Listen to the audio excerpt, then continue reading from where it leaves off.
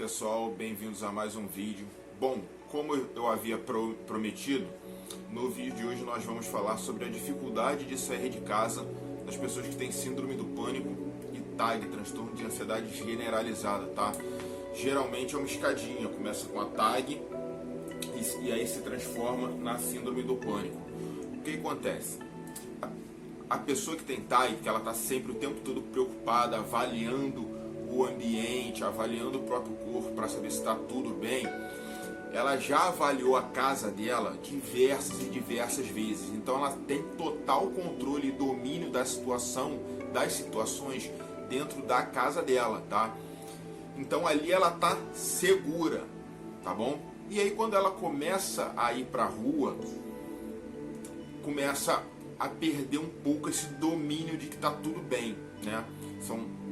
É outro meio ambiente, são pessoas passando, então o cérebro dela começa a ficar ligado, a ansiedade começa a aumentar, é um mecanismo de defesa do corpo dela para ela não ser surpreendida por um predador. Isso é um mecanismo antigo de defesa, tá?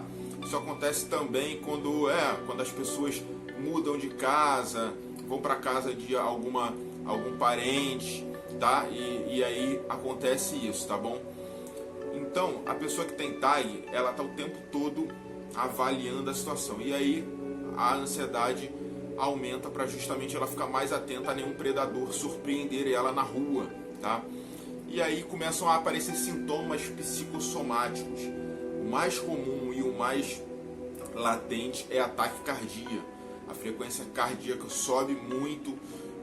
Em algumas pessoas podem subir muito. Em mim, como eu já tive TAG muito latente, a minha subiu demais, 200 e pouco, tá? Isso no oxímetro do bombeiro onde eu fui parar.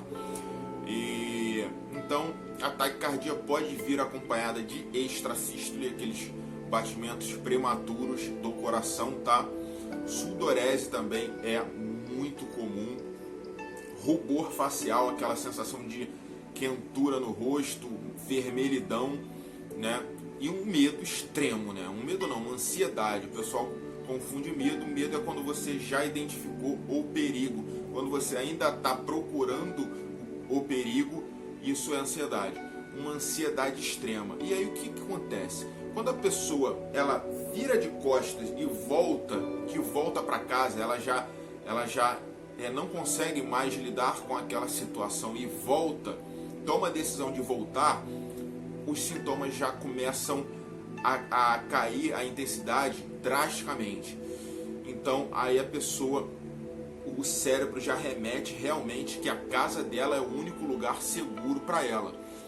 E aí ela começa a se aprisionar em casa. É onde começa a síndrome do pânico. É a privação da sua vida, tá? Por causa de medo de morrer na rua ou medo de ter uma crise de ansiedade na rua e passar por vergonha, tá? Então isso é a síndrome do pânico. Outra coisa que acontece muito é quando você consegue já sair para a rua, você consegue já ou ainda sair para a rua, mas se você for para um bairro que, exemplo, não tem um hospital naquele bairro, você já começa a gerar uma ansiedade e aí você acaba evitando locais assim, que não tem hospitais, que o hospital é muito longe, que não tem um bombeiro, né, que não tem um postinho médico, e aí você acaba evitando esses locais, mas você consegue ir para outros locais que tenham unidades de saúde próximas, e isso já se transformou na síndrome do pânico, porque você está se privando daquele bairro, você está se privando de certos locais porque não há unidades médicas próximas para te socorrer em uma eventual emergência, tá bom? Então é essa a explicação. Isso tudo é um mecanismo de defesa primitivo do seu cérebro, tá? Em que ele não se sente seguro ali e ele aumenta a sua ansiedade, libera hormônios e estimulantes do sistema nervoso central para que você fique mais atento e preparado para alguma luta, tá? Geralmente isso é genético, de que vem de antepassados seus, de que viveram em locais hostis, Exemplo, vou dar um exemplo totalmente aleatório, tá? Um antepassado seu vivia em uma caverna, porém lá fora era um ambiente muito hostil. Na caverna ele se sentia seguro, lá fora ele tinha que sair para coletar, tá? Coletar alimento, água, ele tinha que sair, mas ele tinha que sair o tempo todo atento, porque era um ambiente hostil. Isso vai passando de gerações para gerações até chegar em nós hoje, e esse é o reflexo desse antepassado seu, tá?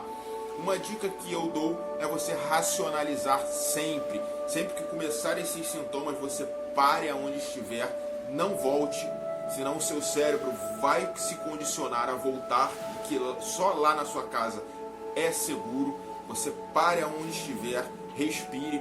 Mesmo que você não volte, os seus sintomas também vão baixar, tá? Não é só voltando que os seus sintomas psicossomáticos param. Não, se você parar, respirar, deixar o corpo metabolizar aqueles hormônios e você racionalizar, não, isso é um mecanismo antigo meu de defesa, não há perigo nenhum, não tem nada acontecendo de errado, eu estou seguro ou segura.